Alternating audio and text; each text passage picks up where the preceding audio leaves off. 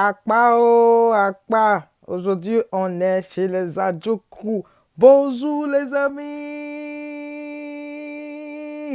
Les amis, vous êtes bien réveillés? Ah, on est samedi. Le week-end a déjà commencé. Je vous emmène à Dabou les amis. Voilà. C'est-à-dire, cette vidéo aujourd'hui-là, c'est pour vous expliquer quelques points. Voilà. Et comme vous savez, on avait partagé la dernière fois des avis, non? Voilà, l'avis de Maître Gras, l'avis de Dr Bogasako, l'avis de, comment on appelle, notre frère Jean-Yves Esso, tout ça, n'est-ce pas? Ok, donc aujourd'hui, cette vidéo-là, c'est pour donner quelques éclaircissements sur les élections législatives. Voilà, donc le frère Jean-Yves Esso a fait un post et il a intitulé ça « Les 10 commandements à respecter pour sécuriser ton vote ». Voilà, donc il a mis ça en 10 points que je vais vous lire. Et puis en seconde partie, on va écouter une dame qui a aussi donné son avis sur comment voter. Voilà, parce que cette question ne fait que revenir à on n'a pas nos cartes d'électeurs, on fait comment, on n'a pas nos cartes d'identité, on fait comment. Voilà, donc le frère Jean-Yves Esso a parlé un peu de cela, mais la dame est allée plus en profondeur pour vous donner quelques exemples. Ok, donc on commence avec les 10 commandements proposés par Monsieur Jean-Yves Esso. Top, c'est parti. Dabou, tu dois installer l'un de tes fils au sein de l'Assemblée nationale afin qu'il aille continuer la lutte dans l'hémicycle. Chers parents du Leboutou, le pays te regarde. Voici les 10 commandements à respecter pour sécuriser ton vote. Retrouve ta carte d'électeur ou ta carte nationale d'identité et garde-les bien comme de l'or. Si tu ne trouves pas, va demander au bureau de la CEI locale comment tu dois faire. Deuxième commandement, identifie bien les lieux de vote de ton village et de la ville de Dabou. Prends des photos des LV. Numéro 3, identifie bien les bureaux de vote de ton village et de la ville de Dabou. Prends des photos des BV. Quatrième commandement, identifie bien ton frère et ta soeur et ne laisse pas ton village être envahi subitement par des cas de votants venus dans le 16 août. On se connaît tous à chez nous au village. Cinquième commandement, prends l'argent du pouvoir illégal RHDP et va voter pour l'opposition. Et s'il ne te donne seulement que la moitié, en te promettant le reste après, serre bien ton cœur et contente-toi alors de la moitié. Dieu va te récompenser. C'est-à-dire que style Jean espion, c'est pour être espion après, mais c'est comment? Ok, on continue la suite. Sixième commandement, ton bulletin vaut de l'or. Après ton vote, ne t'éloigne pas trop. Ne va pas boire de l'alcool dans les maquis. Non. On fera ça ensemble dès la proclamation des résultats. Bien sûr, si Dieu le veut. Attends tranquillement, à côté, jusqu'à la fermeture du bureau de vote pour accompagner ton bulletin au bureau de la CEI locale en filmant le trajet en direct sur ton téléphone, dans le calme et la discipline. Septième commandement, dans ton village ainsi qu'à Dabou, échange avec ton frère et ta soeur. Parlez-vous de ce que vous venez de faire. C'est dans l'une qu'on est seul, mais dehors, eh oui, on peut se parler. 8e commandement, sécurise ton bureau de vote afin que personne ne vienne perturber le processus. Tu es dans ton village et personne ne doit venir faire de la marmaille chez toi, sous tes yeux. 9e commandement, prends le numéro de téléphone de chaque président de cette génération pour les appeler dès que tu constates une anomalie frauduleuse. Ils sauront quoi faire. La mamayo, les amis. 10e et dernier commandement. Et ça, c'est le meilleur. Ha! Remets ton vote au Seigneur, ton Dieu. Il fera le reste. Eh bien, c'était les 10 commandements du frère Jean-Yves Esso, candidat aux législatives à Dabou, les amis. C'était vraiment les 10 commandements. Donc, vous avez bien écouté, non? Maintenant, on a la dame, comme je vous ai dit là, qui a expliqué, elle a donné son avis sur comment aller voter. Si vous n'avez pas vos différentes pièces et quel genre de pièces vous pouvez avoir, comment avoir, qu'est-ce qui va se passer, tout, le jour J, ce que vous pouvez faire. Donc, on l'écoute et on se parle à la fin. J'ai trouvé réponse aux inquiétudes que mon frère a levées. Il a dit, ils ont brûlé les cartes, ils ont brûlé les listes. Ils veulent qu'on aille aux élections. On va comment? Je réponds à mon frère pour lui dire, les cartes qui ont été brûlées n'étaient pas les cartes des militants du FPI ou alors des militants de l'opposition seulement. Les cartes qui ont été brûlées sont des cartes qui appartenaient aux électeurs des régions.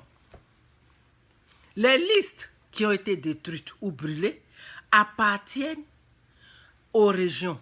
Et sur ces listes figurent tous ceux qui étaient en âge de voter dans ces localités. Quatrièmement, les cartes d'électeurs, si elles ont été confisquées, ce sont les cartes de tout le monde. Si elles ont été brûlées, ce sont les cartes de tout le monde. Ça dépend de qui est allé chercher les cartes et ça dépend de où vous êtes allé vous inscrire. Si moi, par exemple, je dois voter à Toumoudi et que Goudou Raymond, je la sais, RHDP, avec tout ce qu'elle a fait dans le milieu médical au niveau de Toumoudi, je sais qu'en tant que militant ou alors en tant que votant de l'opposition, si je vais m'inscrire à la résidence de Goudou Raymond, c'est sûr que ma carte n'arrivera jamais. Et par conséquent, je vais refuser d'aller m'inscrire là-bas. Je préfère aller dans un bureau, soit dans une mairie, ou bien dans une sous-préfecture, ou bien dans une banque, pour faire mon inscription. Parce que là, je sais au moins que je vais recevoir ma carte. Parce que là-bas, Goudou Raymond connaît ma tête. Elle sait que je ne suis pas avec eux. Je risque de ne pas recevoir cette carte. Donc voilà tout ça. Et compte tenu du fait que les cartes des localités qui ont été déchirées sont les cartes qui appartiennent aux électeurs de ces localités, ça a été déchiré non seulement pour le RDR HDP, mais aussi pour l'opposition. Donc si le RDR dit qu'il s'en va aux élections, sur quelle liste, sur quelle carte, sur quelle base, il s'en va aux élections. C'est pour dire que si leurs militants ont trouvé des cartes d'électeurs, l'opposition doit pouvoir trouver des cartes d'électeurs. Si leurs militants sont sur les listes, l'opposition, tous ceux qui sont en âge de voter sont sur les listes. C'est comme ça que nous allons régler ce problème. C'est pourquoi je vous dis, j'ai lu encore qu'il y a quelqu'un qui demandait le report. J'accepte et je suis de son avis simplement parce que les problèmes que je viens d'évoquer doivent être résolus pour qu'on aille aux élections. Et les listes là ont été tirées. C'est pour dire que l'original de ces listes demeure. L'original de la liste des électeurs, de ceux qui sont en âge de voter, des nouveaux majeurs et autres, existe. On n'a qu'à faire une autre copie, c'est-à-dire tirer encore ces listes. Et on a dit que les gens, il y a des gens par exemple, simplement parce qu'ils sont FPI ou bien ils sont de l'opposition aujourd'hui, depuis 2 ans ou 3 ans, ils n'ont pas eu leur carte d'électeur. Ils n'ont pas eu même la carte d'identité. Et on a dit qu'ils pouvaient voter avec les cartes périmées. Donc voilà une partie aussi de la résolution de ce contentieux-là. C'est pour vous dire que les problèmes que vous soulevez Ce n'est pas que les gens vont les minimiser. Seulement, dans l'histoire, comme ce n'est pas les présidentielles et que c'est dans les régions, et que les gens même du RDP ont eux aussi leurs candidats, s'ils ne veulent pas fournir de liste, on va voir sur quoi ils vont se baser pour voter.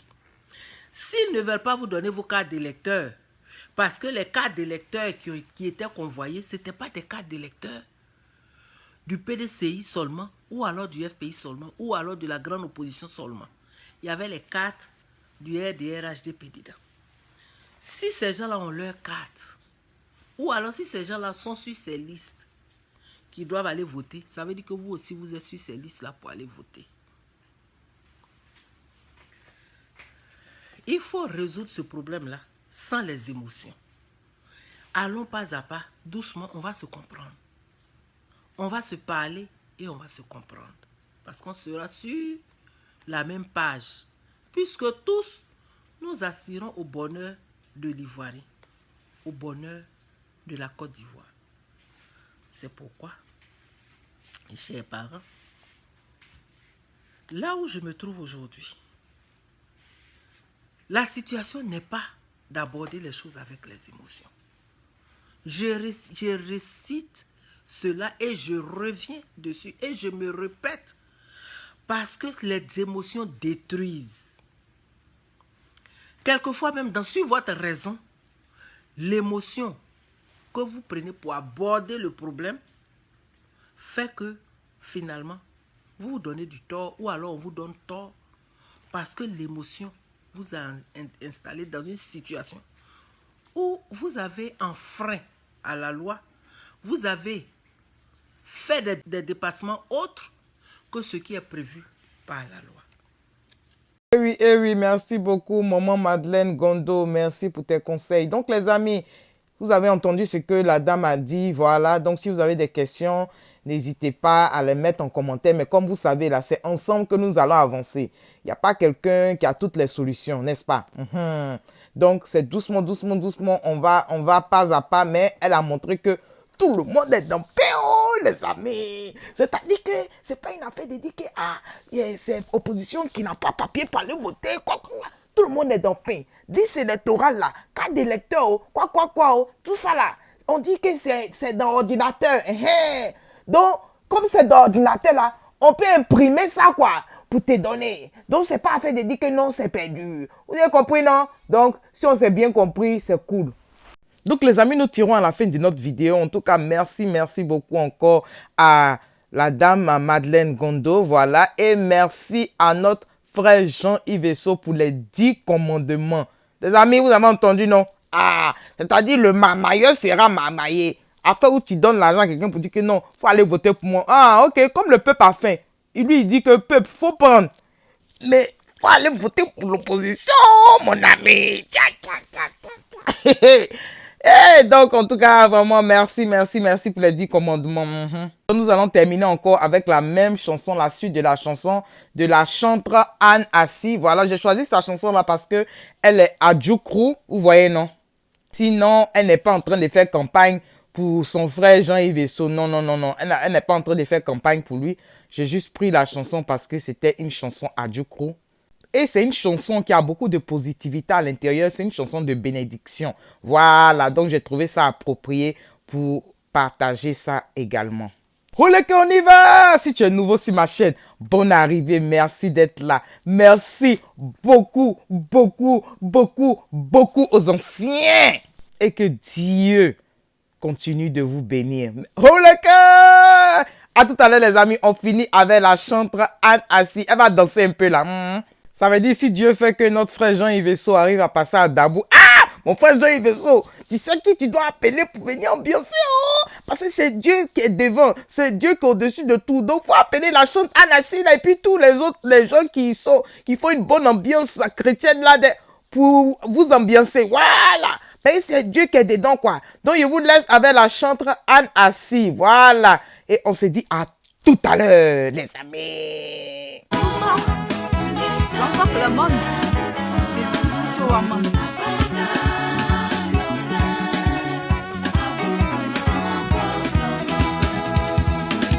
Alléluia. Poussons des cris de joie. On était né désarmé. Igbo, igbo, igbo, igbo.